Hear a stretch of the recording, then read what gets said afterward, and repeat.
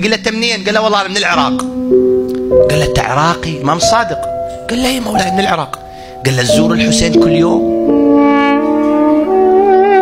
قال له لا والله ما اقدر بعيد.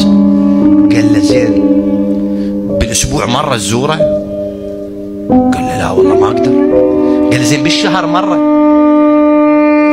قال له لا والله مولاي ما اقدر لان ذولا شرطه الظلمه ذولا يمنعوني خاف وكذا يعتقلوني. قال له زين بالسنه مره؟ قال له ممكن قد يكون. قال ما اجفاكم، انت ايش قد مجافي؟ ايش قد قاسي انت يا اخي؟ واحد يم الحسين وما يزور، انت ايش قد هذا مو مشغول انا والله ما اقدر ما الحق. شنو ما تلحق؟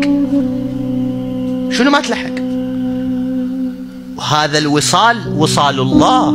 شنو ما تلحق؟ تحضر مجلس؟ لا والله مشغول عندي شغل. زين انت تروح للزياره؟ يا اخي والله هذا العمل ما يخليني اطلع. يا اخي زين انت مسوي لك تعزيه ببيتك؟ لا والله ما لحق.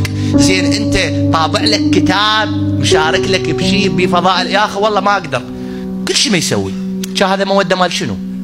قال له زين اذا ما تقدر يوميه زوره. قال له شلون انا بالسنه مره ازور؟ قال لا يوميه توجه الى كربلاء واشر باصبعك وقول اصعد على كذا، قل السلام عليك يا ابا عبد الله، السلام عليك ورحمه الله وبركاته.